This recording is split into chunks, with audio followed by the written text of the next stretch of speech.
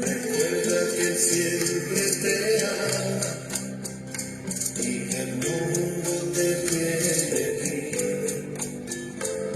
Acércate al corazón de Jesús y envuélvete con su llama. Recuerda que Él siempre te ama y del mundo te quiere libre.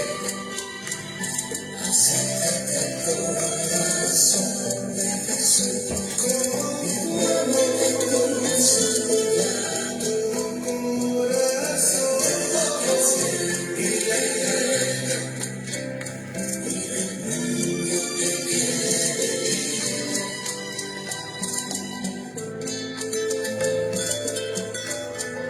Hermano, yo le digo oportunidad a Jesús. Espero que tú hagas lo mismo.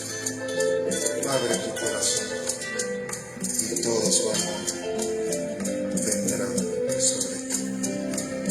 Acércate al corazón de Jesús y envuélvete con su llama. Muy buenas noches, queridos hermanos, queridas hermanas, que están ahora conectados a Radio Apóstol Chile 100% católica, en este programa que se llama Vida y Vida en Abundancia. Una alegría poder estar por gracia de Dios, y siempre tenemos que decir por gracia de Dios y su propósito y su voluntad, un domingo más para compartir una hora de palabra de Dios, alguna reflexión bíblica, alguna enseñanza, pero sobre todo la fraternidad de sabernos hermanos en el mismo cuerpo místico de Cristo que es la Iglesia. Así que lindo y bueno sabernos familia de Dios. Yo siempre digo que la distancia no es lejanía. La distancia no es lejanía, por el contrario. Esa distancia que podemos tener, por sobre todo, es cercanía cuando lo vemos desde la fe, desde el amor, desde la caridad. Entonces, sabemos que hay hermanos que están rezando por nosotros rezamos por otros hermanos. Sabemos que la palabra de Dios, que vive eficaz, sigue no estando encadenada, como dice San Pablo, se sigue predicando. Sabemos que hay muchos corazones que la reciben como tierra fértil y dando frutos permanentes y abundantes. Sabemos también que muchas veces hay obstáculos, hay piedras, hay dificultades, pero también sabemos que eso es totalmente bíblico y que Dios lo permite para que nosotros fortalezcamos nuestra fe, purifiquemos nuestra fe, perseveremos en la fe y también para que nos sepamos frágiles, necesitados siempre de su gracia y de la intercesión, de la cercanía de una comunidad. Así que qué lindo que es por lo menos saber que cada vez que nosotros rezamos un Padre Nuestro, una Ave María, un Gloria o la oración espontánea que el Espíritu Santo suscite en nuestro corazón, no somos los únicos que lo estamos haciendo. Hay toda una iglesia triunfante que ya está delante del trono celestial, como dice en Apocalipsis, rezando y orando y alabando a Dios. En el cielo solamente hay alabanza, en el cielo solamente hay una gratitud, en el cielo solamente se canta Santo, Santo, Santo es el Señor. Dios del universo, llenos está en el cielo y la tierra de tu gloria. Por eso, en el cielo solamente podemos cantar, alabar y bendecir a Dios. Y cada vez que nosotros en la fe lo hacemos aquí, también nos unimos espiritualmente con ellos. Y así somos la comunión de los santos. Y como decía una vez, y creo que ya lo dije en el programa, había un hermano que decía: Eduardo, me siento tan solo cada vez que voy a rezar en mi habitación, me siento tan solo, porque yo tomo esa palabra del Señor que dice que cierre la puerta y que en lo secreto le habla a mi Padre, y mi Padre me revelará, mi Padre me hablará, mi Padre me acogerá, me abrazará. Pero me siento tan solo, porque veo que soy el único. Entonces se me dio decirle algo que yo escuché, y le dije: no estás solo. Mirá, primero que estás con el Padre. Estando con el Padre estás pleno, como Jesús cuando iba a orar al monte alto, que se levantaba muy temprano a orar o pasaba toda la noche en oración, porque él tenía la comunión con el Padre. Decía: el Padre y yo somos uno, es decir, Él no se sentía solo, Él estaba siempre con el Padre. Pero además de estar con el Padre y estar con el Señor Jesús, con el Espíritu Santo, con la Trinidad Santa, Dios uno y trino, ¿sabes qué? Te quiero decir algo. Ya hay una multitud de santos y santas y de beatos, de siervos, que forman la iglesia triunfante, que están ya rezando. Y hay además en la iglesia peregrina, cuántas personas en este mismo momento, en distintas partes del mundo, están rezando. Entonces, cuántas misas se están celebrando, cuántas santas misas se están celebrando, que es, diríamos, la acción de adoración sublime que le podemos dar a Dios Padre, ya que nadie puede darle más gloria a Dios que Dios mismo. En la actualización de ese sacrificio redentor de manera incruenta, por el cual Cristo nos ganó la salvación, la redención y además el don del Espíritu Santo, y nos hizo hijos e hijas de Dios. ¿Cuántos hermanos y hermanas ahora religiosas están, las hermanas de clausura, por ejemplo, siempre en adoración? Y así, ¿cuántas personas? Entonces, lo importante es decir, yo me uno de corazón con todos aquellos que en este momento están rezando. Y saber que las 24 horas siempre hay personas que están rezando. Y yo creo firmemente que si el mundo se sostiene en misericordia y compasión de Dios, mucho tiene que ver estos hermanos, hermanas, hombres y mujeres jóvenes que interceden y que además no solamente hacen una oración vocal, sino también una oración de su propia vida, cuando ofrecen ese sufrimiento, ese dolor, ¿para qué? Para la conversión de las almas, de su propia conversión, para que el mal no tenga avance ni pueda triunfar. Y desde ya sabemos que está vencido por la sangre de Cristo, pero siempre está ahí como un león rugiente buscando a quien devorar. Por cada hermano, por cada hermana que con su propia vida está haciendo una oración, su vida es oración, y está evangelizando, misionando, predicando, dando amor de Dios al prójimo, al más necesitado, a su familia. Prójimo es el que está cerca, como padre, como madre, como abuelo, como tío, como hermano de comunidad, como sacerdote. En fin, creo yo que nunca estamos solos, sabernos que no estamos solos. Y eso es algo que se va haciendo cada vez más profundo en nuestro ser, cuanto más tenemos vida de oración. Por eso vamos a comenzar este programa como siempre lo hacemos, poniéndonos en oración. Y esa oración, como decía justamente en estos días un hermano, la oración hace que venga la bendición. Santiago lo dice muy claramente, ustedes no tienen porque no piden. Y el Señor nos exhorta a pedir, pidan y recibirán, busquen y encontrarán, golpeen y se les abrirá. Pero no sabemos cuándo, cómo y dónde y de qué forma y qué será. Lo que sí sabemos que siempre hay una respuesta a la oración hecha desde el corazón, con humildad, desde la certeza y la seguridad de esa fidelidad externa y sin límites que Dios tiene, porque el amor de Dios es fiel y es un amor eterno que no cambia. Por eso dice la palabra de Dios, cielo y tierra pasarán, mas mis palabras no pasarán. Entonces vamos a hacer la oración al Espíritu Santo. En nombre del Padre, del Hijo y del Espíritu Santo. Amén.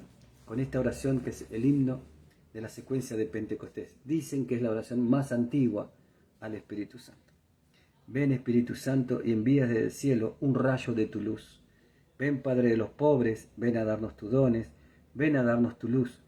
Consolador lleno de bondad, dulce huésped del alma, suave alivio para el hombre, descanso en el trabajo, templanza en las pasiones, alegría en nuestro llanto. Penetra con tu santa luz en lo más íntimo del corazón de tus fieles. Sin tu ayuda divina no hay nada en el hombre, nada que sea inocente. Lava nuestras manchas, riega nuestra aridez, cura nuestras heridas, suaviza nuestra dureza, enciende nuestra frialdad, corrige nuestros desvíos y conceda a tus fieles que en ti confían tus 7 sagrados dones. Premia nuestra virtud, salva nuestras almas y danos la eterna alegría. Amén. Aleluya. Vamos a hacer esta oración también, que para mí es como una consagración a Cristo, que dice: alma de Cristo, santifícame; cuerpo de Cristo, sálvame; sangre de Cristo, embriágame; agua del costado de Cristo, lávame; pasión de Cristo, confórtame. Oh buen Jesús, óyeme; dentro de tus llagas, escóndeme; no permitas que me aparte de ti. Del maligno enemigo, defiéndeme; en la hora de mi muerte, llámame y mándame ir a ti, para que con tus santos te alabe por los siglos de los siglos. Amén. Y en desagravio a todas las ofensas extremas que se realizan a Jesús sacramentado, especialmente en los sagrarios. Y también algo muy importante, si sos ministro o ministra de Eucaristía, seguramente lo sabés, qué importante es que las personas, cuando van a comulgar, comulguen delante del sacerdote o del ministro que en ese momento esté realizando el servicio de dar la comunión, porque se ha visto que muchas personas que no van con un buen corazón, y entonces con intenciones totalmente contrarias a las intenciones cristianas, y no comulgan. Entonces, ojo con eso, tenemos que tener muchísimo, pero muchísimo cuidado. Nadie se puede llevar la comunión, sino que siempre tienen que comulgar delante del sacerdote o del ministro. Entonces, esos y otros ofensas que muchas veces se realizan, y hasta blasfemias tremendas, vamos a hacer esta oración de desagravio. Alabanzas a Santísimo Sacramento. Bendito sea Dios, bendito sea su santo nombre, bendito sea Jesucristo Dios, verdadero Dios y verdadero hombre. Bendito sea el nombre de Jesús, bendito sea su sacratísimo corazón, bendita sea su preciosísima sangre, bendito sea Jesús en el santísimo sacramento del altar, bendito sea el Espíritu Santo Paráclito, bendita sea la excelsa Madre de Dios, María Santísima, bendita sea su santa e inmaculada concepción, bendita sea su gloriosa asunción, bendito sea el nombre de María, Virgen y Madre, bendito sea San José, su castísimo esposo, y bendito sea Dios en sus ángeles y en sus santos. Amén.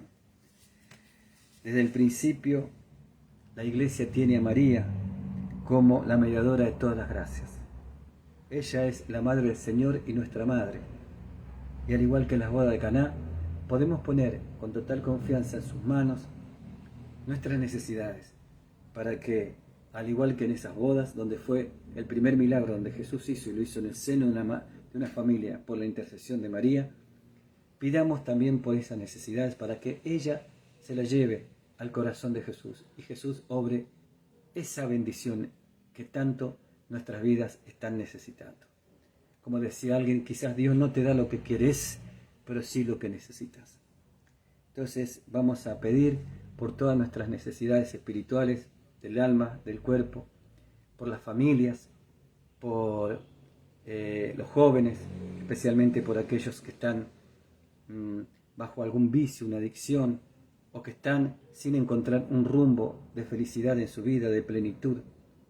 Vamos a pedir también que la gracia santificante, redentora, salvífica, de liberación de Dios sobre los corazones de los matrimonios, para que haya paz entre ellos, para que en las familias reine la paz de Jesús, y que en las familias también se suscite el deseo y el anhelo de la oración en comunidad, por todos los sacerdotes de nuestra Santa Iglesia Católica, por las vocaciones sacerdotales, religiosos y religiosas, por nuestros respectivos párrocos, por cada uno de ellos, para que Dios le dé fuerza, gracia, paz, prudencia y sobre todo un camino de santidad. Presérvalos, Señor, de todo mal. Pedimos también por los enfermos, como dije, del espíritu, del alma y del cuerpo, por los que están en terapias intensivas, por los médicos, enfermeras, por todos los agentes de la salud, cuya vocación es un llamado a ser bendición de Dios en esas vidas, de esos enfermos. También por aquellas almas que han partido en el día de hoy, o están partiendo, por las almas del purgatorio, y en acción de gracias también por todas las gracias recibidas en nuestra vida hasta el día de hoy. Vamos a hacer la oración de la iglesia a la Madre, que es: Dios te salve María, llena eres de gracia, Señor es contigo, bendita tú eres entre todas las mujeres, y bendito es el fruto de tu vientre Jesús. Santa María, Madre de Dios, ruega por nosotros pecadores, ahora y en la hora de nuestra muerte. Amén.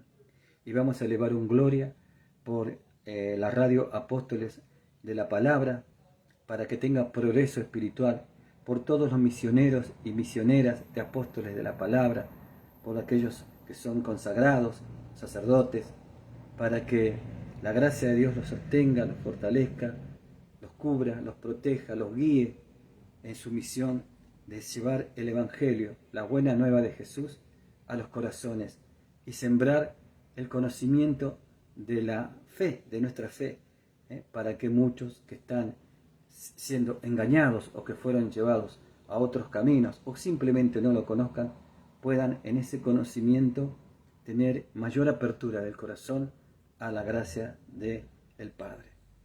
Gloria al Padre, al Hijo y al Espíritu Santo, como era en un principio, ahora y siempre, por los siglos de los siglos. Amén.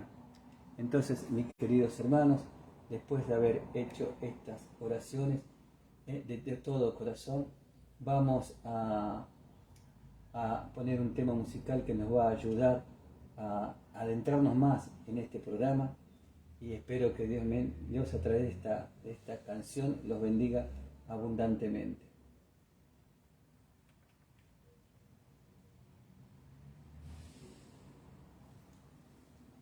Esta es una canción que ya puse en otros momentos, pero la voy a volver a poner porque creo que cuanto más la escuchamos, más acrecienta, por gracia de Dios, el amor a Jesús en la Santa Eucaristía.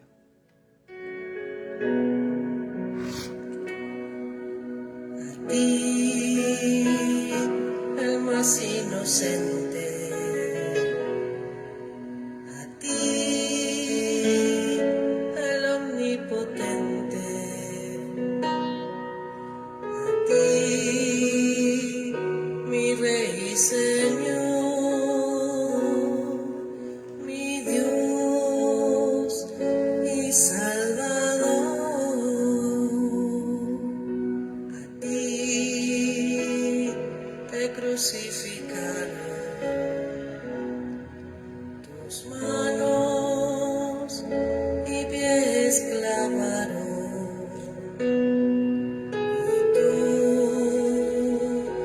lo acercabas, mas hoy tú estás aquí.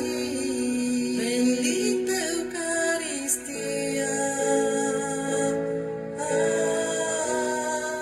bendito Señor,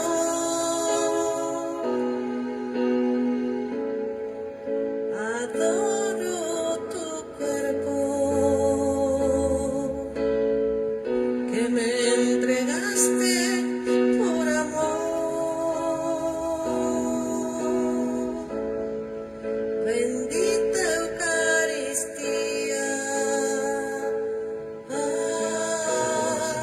bendito Señor. Ya no soy yo quien vive, eres tú quien vive en mí.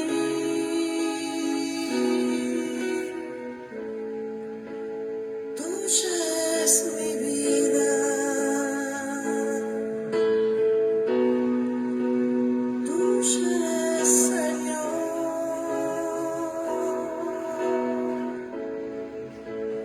tuya es Señor.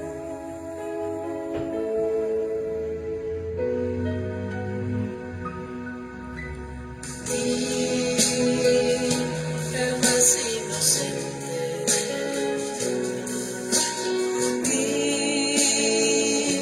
el omnipotente, mi Rey y Señor,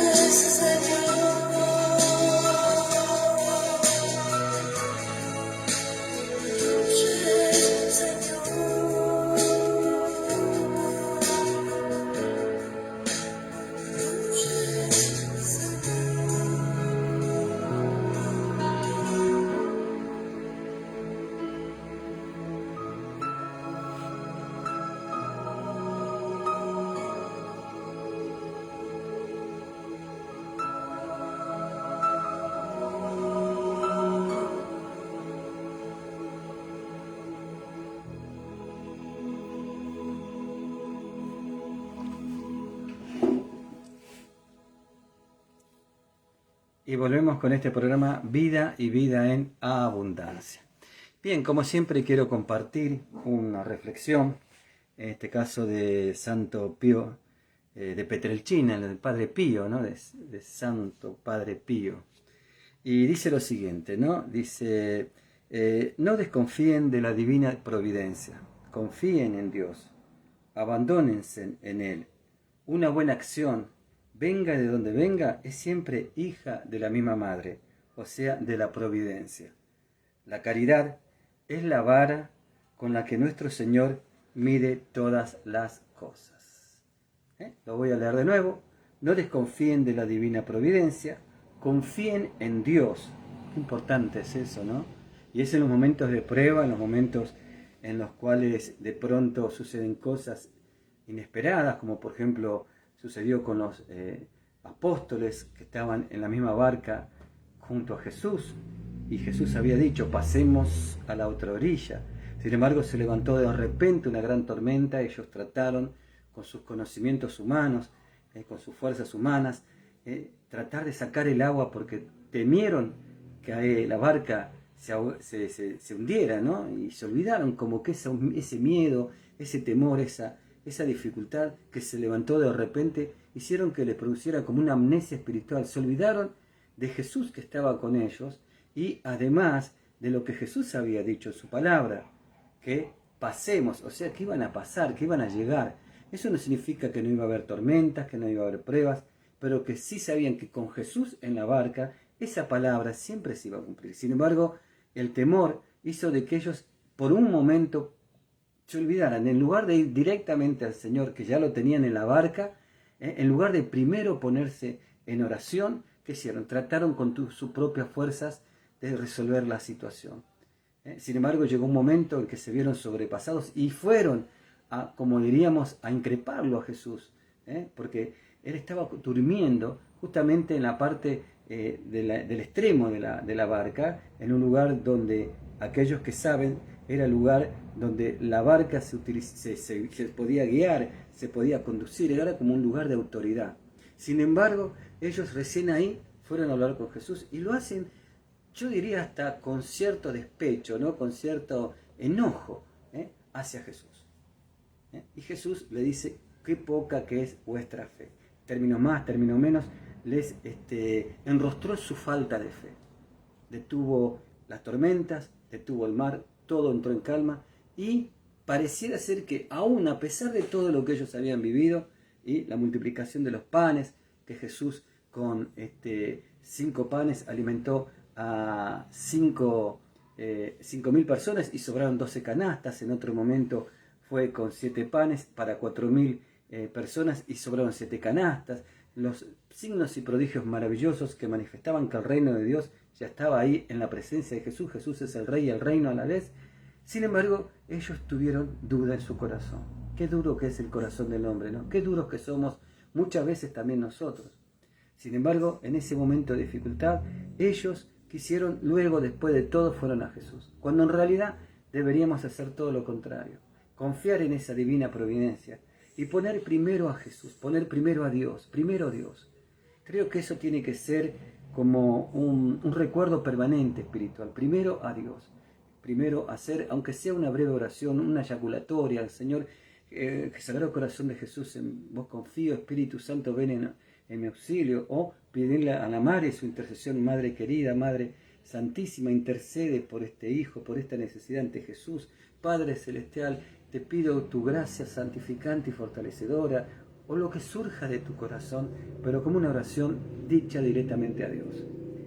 O, si hay más tiempo, si así la situación nos permite, hacer una oración un poco más contemplativa, más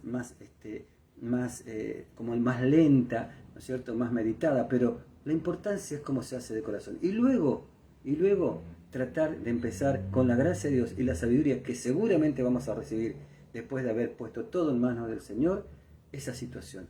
Eso puede ser también una situación de aceptación dolorosa muchas veces, pero con la gracia de Dios se puede llevar adelante. O encontrar la revelación de Dios, o el consejo de Dios que puede venir a través de una emoción interior del Espíritu Santo, a través de las Sagradas Escrituras, a través de una humildad de un sacerdote, del consejo que viene a través de un hermano. Bueno, cada uno sin duda alguna tiene testimonio de esta asistencia divina, y por eso dice que nunca tenemos que desconfiar de la divina providencia, en el sentido de que siempre sabemos que si buscamos, el Señor se deja encontrar. Y por eso tenemos que abandonarnos en Él, confiar en Dios. Confiar significa abandonarnos en Él, como entregarle las llaves de esa situación, como hacerlo Señor de ese momento de nuestra vida. Que en realidad lo bueno sería que no sea solamente un momento, también de todos los distintos momentos de nuestra vida, y hacer de nuestra vida una oración continua y constante. Una buena acción que venga de donde venga es siempre hija de la misma Madre, o sea, la providencia. La caridad es la vara con la que nuestro Señor mide todas las cosas. Bien, entonces hemos compartido, ¿no es cierto?, esta reflexión del Santo Padre Pío. Y también hoy quiero brevemente, porque el tema que quiero tocar también es acerca de lo que es la conversión cristiana. Muchas veces se ha hablado acerca de la conversión cristiana, muchos entienden la conversión como, yo dejo de hacer lo malo, y no significa solamente dejar de hacer lo malo, significa dejar lo malo y empezar a hacer lo bueno. Esa es la conversión, un cambio de mentalidad por el poder del Espíritu Santo. También se le llama metanoia, un volver a Dios, un cambio de caminar y de sentido, como el hijo pródigo, que se alejó y en la misma dirección, pero con sentido contrario, volvió al Padre, es decir, haciendo un cambio de conversión, de arrepentimiento, de dolor interior en el corazón por haber fallado al amor eterno de Dios y haber sufrido las consecuencias de esas malas decisiones, ¿no es cierto? La conversión cuando es cristiana, ¿no? La conversión que está muy unida a la fe y la conversión.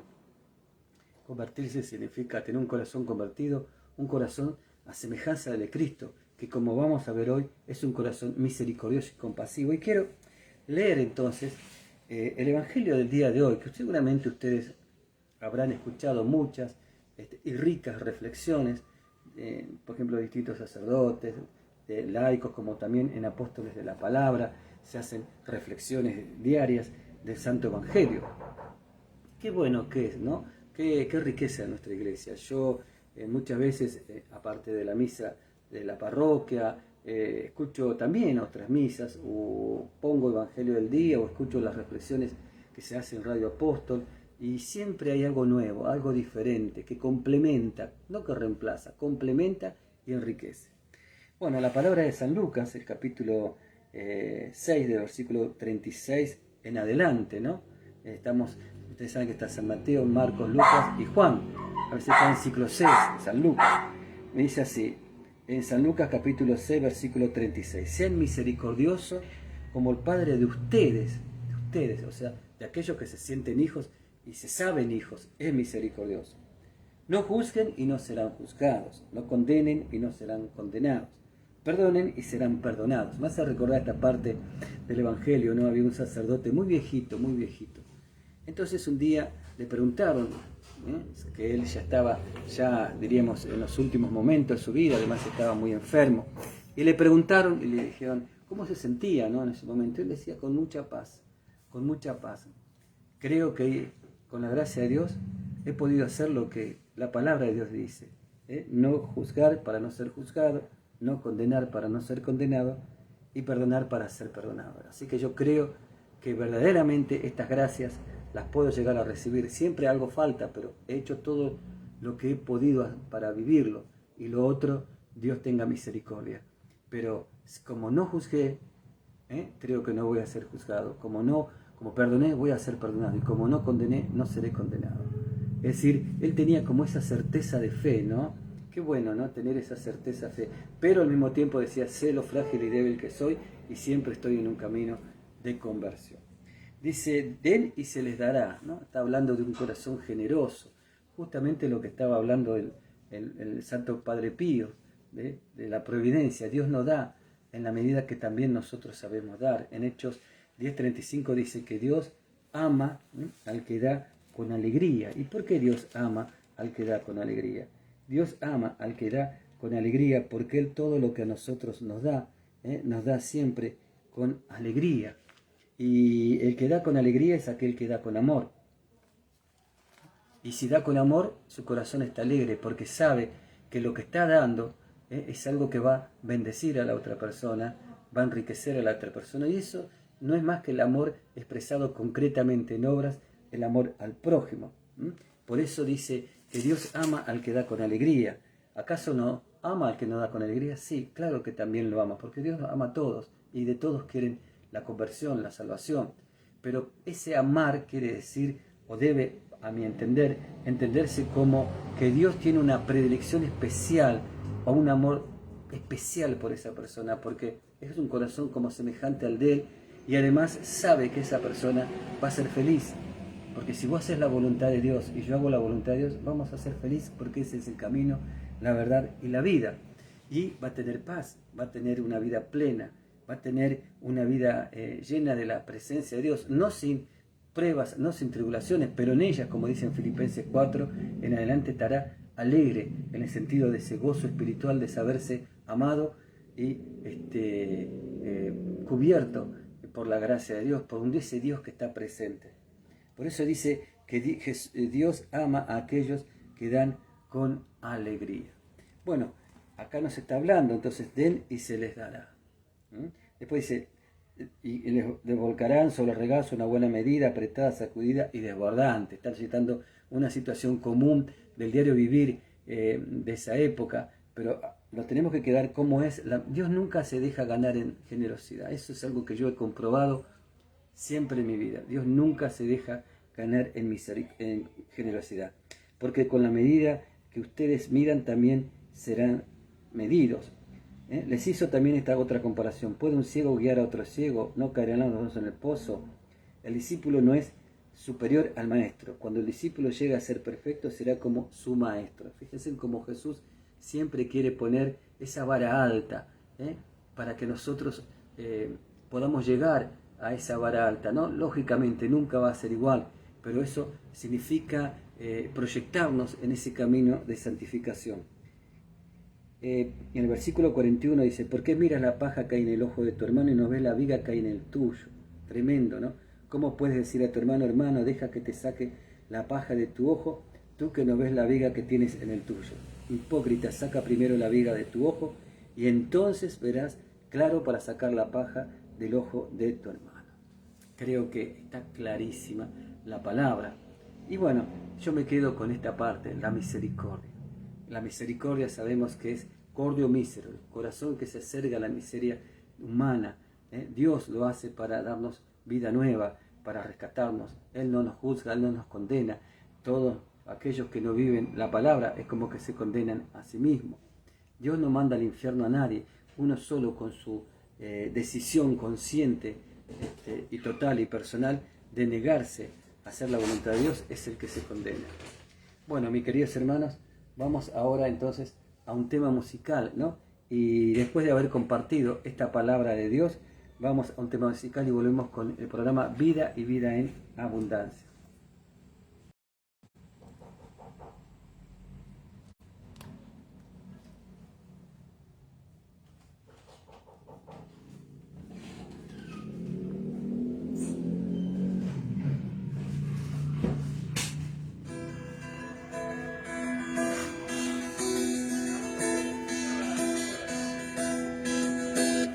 Ofrecemos, Señor, el pan de vida te harás y así juntos podremos ser como hermanos al fin. Este signo de amor que vos nos pedís.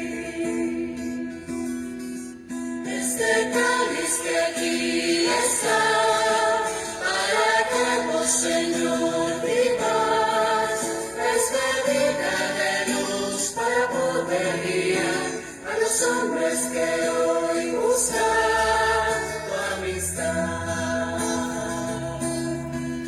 Con sincera humildad, Señor, queremos ofrendar amor, alegría y dolor de nuestra pequeñez, el cansancio también de cada usted.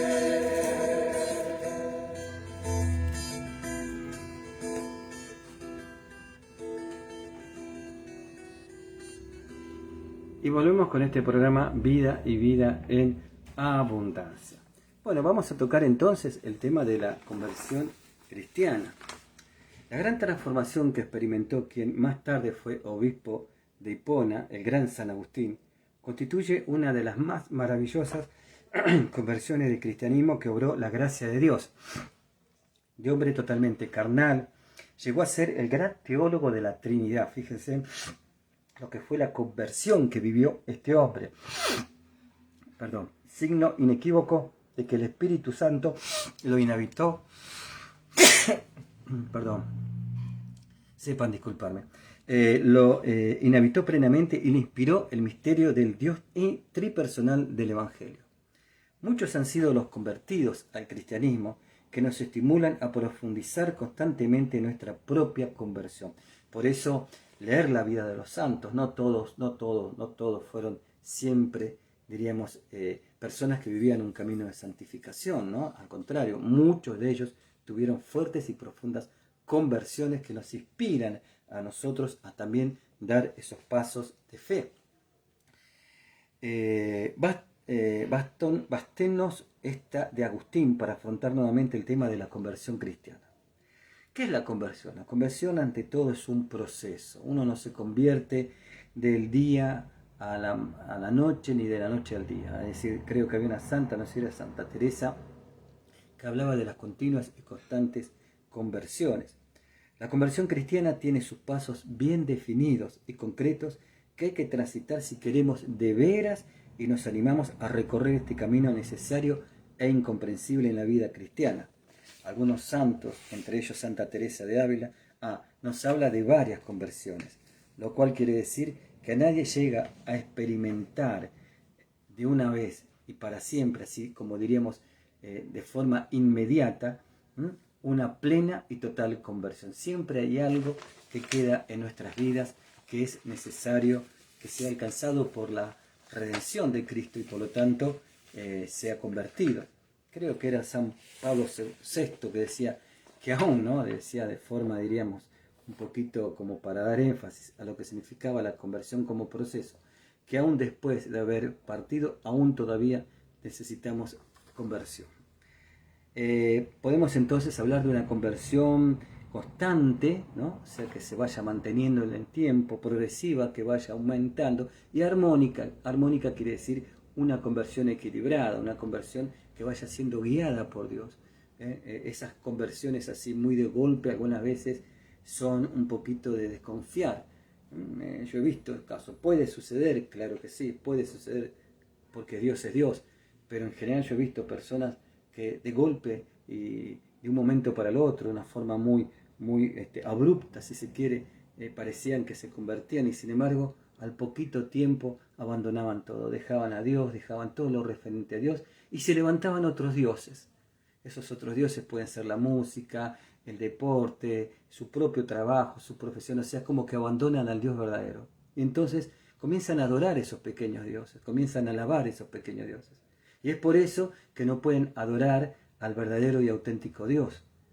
Entonces, ¿cuántas veces vimos ese tipo de historias de vida? Gente que comenzó con mucho fervor, parecería ser que eran personas totalmente entregadas al Señor, con una conversión aparentemente constante y progresiva, sin embargo, por no ser armónica, por no ser equilibrada, por no ser una conversión, diríamos, prudente, si se quiere, sobria, en el sentido de ser una conversión guiada por Dios, con la dulzura de Dios, y más como un voluntarismo propio, de un día para el otro dejan todo, no quieren saber nada con lo que se refiere a Dios, dejan de leer las Sagradas Escrituras, dejan de rezar el rosario, dejan de tener un momento de intimidad con Dios y además dejan de vivir una vida comunitaria, porque Dios no se puede vivir en soledad, en el sentido de no formar parte del cuerpo, de una comunidad. Dios es comunidad. Y por eso el mismo Jesús, siempre donde iba con sus discípulos y más con sus apóstoles, ¿no es cierto? Y él formaba comunidad, y él formó una iglesia, San Mateo 16, 18. Tú eres Pedro y sobre esta piedra edificaré mi iglesia. ¿Y la iglesia qué significa? Eclesia.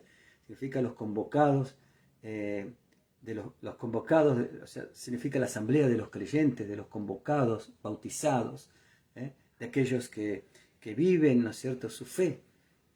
Y entonces no podemos vivir si nos formamos parte del cuerpo. El Espíritu Santo nos hace comunidad porque de esa manera nos sentimos hermanos y nos sentimos que unos con otros nos podemos enriquecer con la gracia de Dios, con los dones de Dios, con la experiencia espiritual de una persona, sostenernos, interceder por unos por otros. Y bueno, él dijo la palabra de Dios ya en el principio, en el Génesis: no es bueno que el hombre esté solo. Y no se refiere, a mi entender, solamente a tener una esposa, un esposo, sino no esté solo, que no esté solo sin comunidad. Es como una oveja que se sale del rebaño. Sabemos que el lobo rapaz está ahí atento, ¿no?, para poder hacer daño. Y por eso necesitamos una comunidad y un pastor. Y este pastor es justamente Jesús, que ejerce esa función de pastor a través de aquellos que él llama para realizar la vocación dentro de la jerarquía de la iglesia: el Papa, los cardenales, los obispos, los sacerdotes, y también aquellos hermanos y hermanas de fe probada y que están en distintos ministerios o apostolados y que también el Señor los utiliza para pastorear, para guiar a los hermanos. Por eso dice que la conversión tiene que ser constante, progresiva, pero fundamentalmente armónica. La conversión, además de un proceso, es un mandato de Dios. Así nos lo recuerda el Bautista al inicio de su ministerio en el primer capítulo del Evangelio de San Marcos. Eso lo vemos en San Marcos capítulo 1, versículo 4, al pedirle a la gente que se conviertan a Dios, que vuelvan a Dios con un corazón sincero, a fin de justamente de que Dios sea Dios en su vida y vivir su palabra, serle obediente al Señor por amor. Que se bautizasen. Bueno, en ese sentido nos está hablando del bautismo de Juan el Bautista. Justamente era un bautismo que no confería la gracia santificante del Espíritu Santo, pero era como un inicio, una anticipación no perfecta, le faltaba mucho, pero que diríamos, en el proceso educacional de la fe de Dios sobre el pueblo de Israel estaba puesto para mí ser como un preanuncio del único bautismo, que es el bautismo cristiano del pueblo de la nueva alianza. Pero era un bautismo más que nada de expresión, de conversión, de renuncia a todo lo que significaba el pecado. Claro, le faltaba la gracia. Y por eso dice San Juan, que en la primera carta de San Juan, que el que tiene el Espíritu Santo, el que tiene la gracia de Dios, ya no cae en pecado. Uno dirá, pero yo todavía no estoy en esa situación. Bueno, pero vamos en un camino hacia esa situación, y si caemos, bien podemos nuevamente recuperarnos por la gracia salvífica y purificadora de la sangre de Cristo manifestada y actualizada a través del sacramento de la reconciliación. Bien, también les pedía a Juan el Bautista que se arrepintieran y volvieran a Dios, pidiendo perdón por sus pecados. Nótese que el Bautista pone como primer paso de conversión y no al revés, porque sin conversión, que es lo mismo que cambio de vida, deseo de revertir la situación anterior de pecado por otra mejor y volver definitiva a Dios Padre, no pueden darse otros pasos, que si bien son necesarios, son secundarios. La conversión además es necesaria. Es más, yo creo y estoy convencido de que es la gran necesidad del hombre, del mundo y de la sociedad. Esta necesidad imperiosa estriba, yo diría, en que el hombre de hoy, así como el mundo y la sociedad, están enfermos de muerte. Quizás se trate de una muerte lenta, pero muerte, porque estamos hablando de una muerte espiritual. Y a su vez eso cuánto trae, cuántas consecuencias trae cuando el hombre se endiosa a sí mismo y quiere ser él el Señor de la vida, y cuántas cosas negativas, basta verlo, suceden. Nuestra civilización y nuestra cultura corren el riesgo y el peligro de morir porque han perdido el rumbo y no atisban ni aciertan a ver en dónde se encuentra la verdadera felicidad. De aquí la imperiosa necesidad de realizar una seria reflexión sobre el modo y manera de encontrar y hallar la anhelada felicidad que el hombre y el mundo y la sociedad buscan.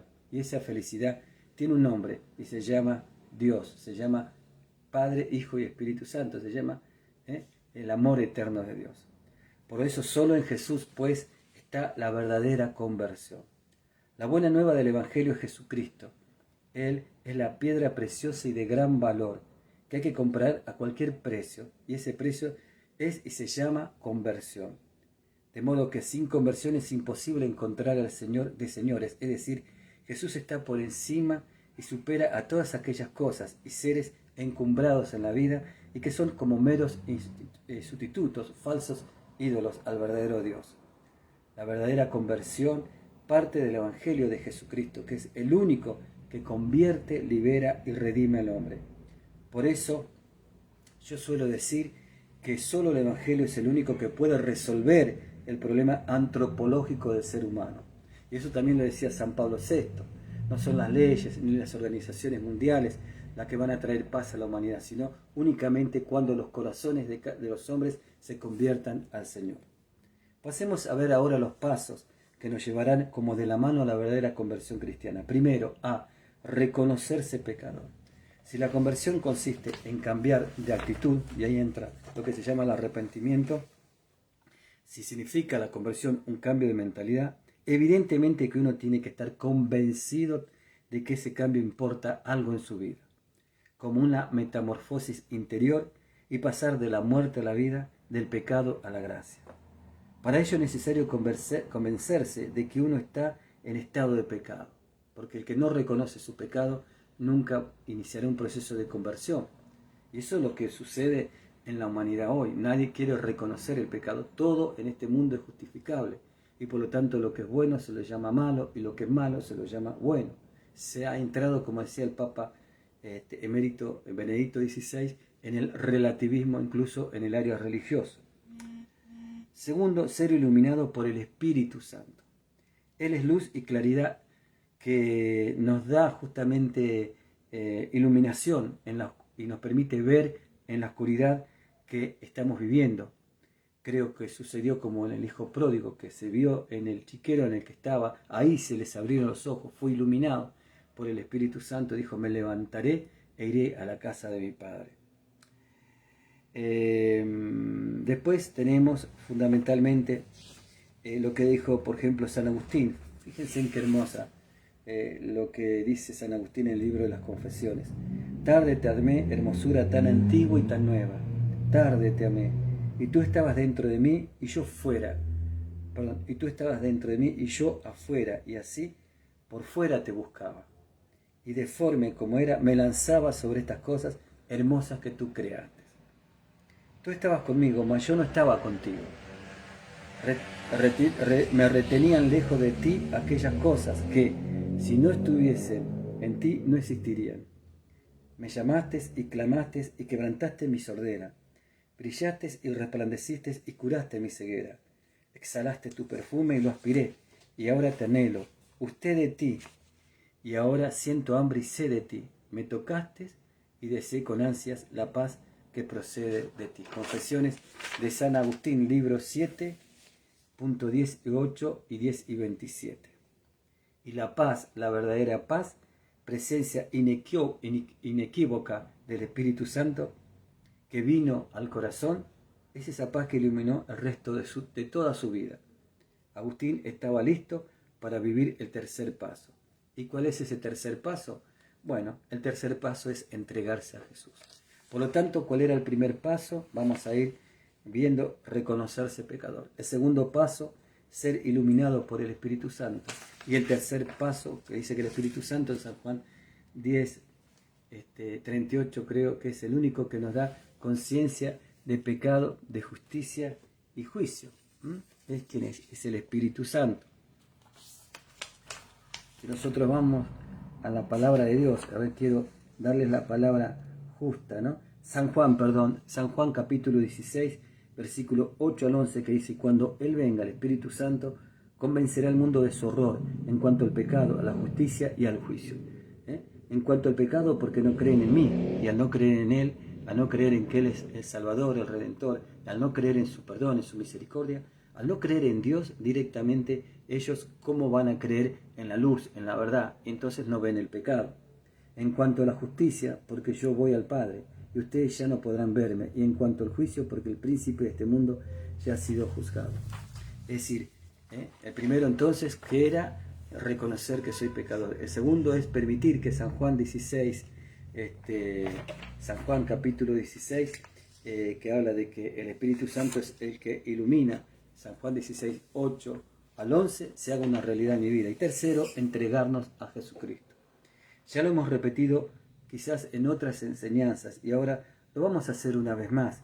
El Espíritu Santo tiene como misión fundamental, por así decirlo, manifestarnos a cada uno de nosotros la maravillosa persona de Jesús. Así como Jesús es el camino hacia el Padre y su revelador a los hombres, del mismo modo, el Espíritu Santo lo es de Jesús. Es decir, que el Espíritu Santo nos revela a Jesús y en Jesús se nos revela al Padre. Esa luz única que deslumbró a Agustín fue el golpe de gracia que lo desplomó para siempre a los pies del Maestro. Una vez convertido al cristianismo, vivió como tal más de 34 años enseñando y escribiendo sobre el misterio de Dios, de su Dios hermosura soberana. San Agustín, como cristiano y como obispo, puso en el centro de su vida a Jesucristo, porque fue Él quien, por medio de su Santo Espíritu, puso en su corazón vida nueva. A Él se rindió, experimentó los frutos del Espíritu Santo, Gálatas 5:22. A esta altura de nuestra enseñanza cabría preguntarnos: ¿deseamos verdaderamente, con sinceridad, constantemente mantenernos en estado de conversión? La otra pregunta que nos puede llegar a ayudar a reflexión y a vernos a nosotros mismos: ¿tenemos ya ideas claras sobre lo que implica convertirse y en qué áreas de mi vida reconozco que estoy lejos de realizar un camino de conversión? ¿Estamos dispuestos a vivir cada día, cada hora y cada minuto nuestra conversión, o solamente lo tomamos como pantallazos, como momentos determinados en la vida y luego volvemos a ese camino antiguo que nos aleja de Dios? Pidamos al Señor para ir finalizando su santísima luz, para que nos ilumine en este arduo camino de la conversión cristiana. Bueno, mis hermanos y mis hermanas, hemos llegado al final de este programa. Espero que realmente te haya sido de bendición, que haya podido compartir algo de lo que significa la conversión cristiana. Te invito a que puedas ahondar más sobre este tema, pero sobre todo que cada uno de nosotros nos miremos un poquito hacia adentro, en un silencio contemplativo, en una meditación de la palabra de Dios, para ver realmente cómo estamos en nuestro camino de conversión. Si verdaderamente reconocemos nuestro pecado, el orgullo nos ciega y nos impide hacerlo. Si tenemos levantados falsos ídolos que nos alejan del verdadero Dios y por lo tanto nos aleja de su voluntad. Y muchas veces caemos en hacer lo contrario a la voluntad de Dios. Si nos dejamos iluminar por el Espíritu Santo, si no le tememos a esa luz divina que nos permite ver todo aquello que mantenemos en la oscuridad, y por lo tanto cuando podemos ver esas zonas negras de nuestra vida, podemos decirle: Señor, ilumíname porque reconozco mi oscuridad y mi suciedad. Y eso también nos lleva a recibir el sacramento de la confesión. Y por último, ¿hasta qué punto yo estoy decidido a entregarme a Cristo y hacerlo Señor de toda mi vida? Bueno, esos son los distintos pasos que hoy hemos compartido acerca de la conversión cristiana. Seguramente habrá muchos otros pasos más, o habrá otra forma de interpretar la conversión cristiana, pero yo creo que más o menos andamos siempre en los mismos caminos en lo que se refiere a la conversión cristiana. Una vida de oración, una vida de vivir los sacramentos, de comunidad, de la lectura de los santos, de practicar las virtudes, nos ayudará enormemente con la gracia de Dios, del Espíritu Santo, al cual tenemos que invocar cada día a que podamos verdaderamente cumplir esa gran voluntad de Dios de que su reino reine en nuestros corazones. Que el Señor los bendiga abundantemente, que el amor del Padre, la gracia de nuestro Señor Jesucristo y la comunión del Espíritu Santo esté con cada uno de ustedes, mis queridos hermanos. Y si así Dios lo permite, el martes, 18 horas, tenemos por esta misma Radio Apóstol 100% católica, Radio Apóstol Chile, el programa Junto a ti, María. Un gran abrazo fraternal desde aquí, Buenos Aires, Argentina, de su hermano Eduardo Bello.